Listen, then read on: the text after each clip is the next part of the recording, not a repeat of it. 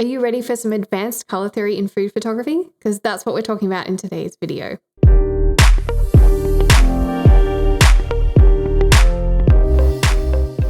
Hey there, I'm Rachel Koronek, professional food photographer, helping you take incredible photos of food that are good enough to eat. This is part 2 of a 3-part series on color theory for food photography. If you haven't checked out the basic color theory video, make sure to check out the link below.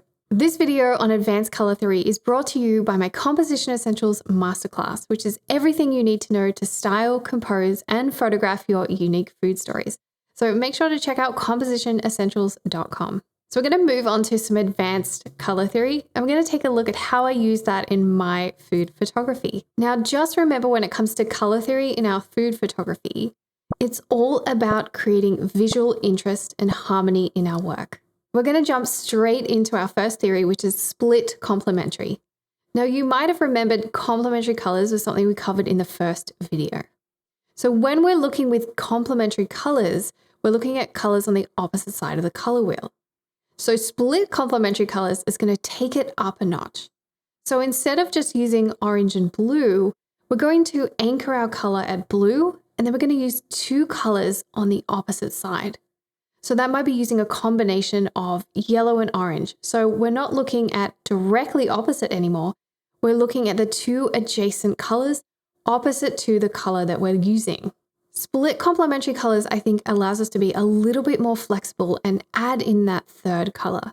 So let's take a look at this whiskey sour shot with a creme brulee orange on the top. It's just the garnish.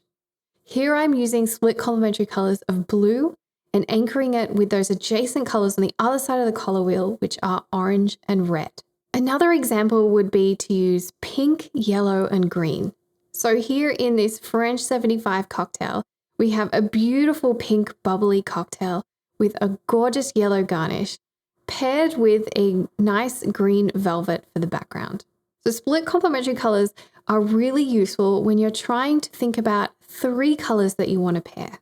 I think when we're new to color theory as well, we can get really hung up on being like, I can only use like blue and orange. But if we think about it, sometimes orange and yellow and red sort of meshes into one another.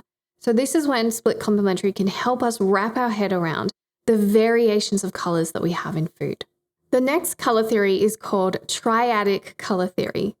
So here we're using colors that are spread evenly throughout the color wheel.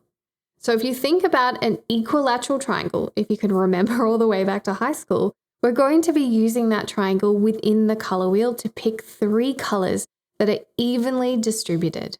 So an example of that would be blue, pink, and yellow. So I used that in this beautiful pink lemon meringue shot that I have here. So we have a beautiful pink meringue with a lemon tart, and it was just really easy to think about this particular color palette and pair it with a blue background. Another example would be purple, green, and yellow, distributed evenly throughout the color wheel. Like I've done in this frozen cocktail here. If we think about the food level, I paired the 3 colors of purple, yellow, and green together. And that really helped me pick a garnish that was going to work with color theory and just make everything look harmonized and like it was supposed to be part of this particular frozen drink. The 3rd color theory is known as dyad colors, and this is one of my personal favorites. So when it comes to color theory, I like to go down the road of less is more, and I love to focus on 2 colors and really make them shine. So this is where I use dyad colors a lot. So with dyad colors, we're looking at colors next to each other on the color wheel, but are separated by 1 color. So that's the difference between dyad and analogous colors. So an example of that would be red and yellow.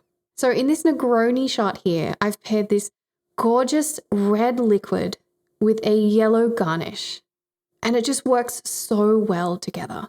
So if you're really struggling to think, how do I just pair 2 colors? The dyad colors is a really good choice.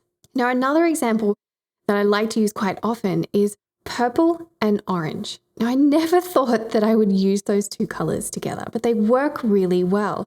So if we can take a look at this frozen grapefruit drink here that I've paired with a purple gin, and I've used the orange in the grapefruit slice here. And those colors work so well together. When I created this photo, I wasn't actually thinking about color theory. I was thinking about the ingredients and the taste that was going to match this gin. So I want to do something a little bit different, and I want to look at 2 examples. So here I shot this creamy tomato soup and I paired it with a green basil leaf. Now when I shot it, I was like, something doesn't feel right, and I couldn't quite work out what it was. And then it occurred to me, maybe the green was throwing me off. So I jumped into Photoshop and I changed the color from green to purple. Now let's take a look at both of those on screen. So here we have the soup with the green leaf and the soup with the purple leaf. Now there's no right or wrong, but for me, the one with the purple leaf just felt right. And it clicked and it occurred to me, that is because they are dyad colors. And that just worked so much better for me. So that is the power of just changing one of those little colors. It can really create something different.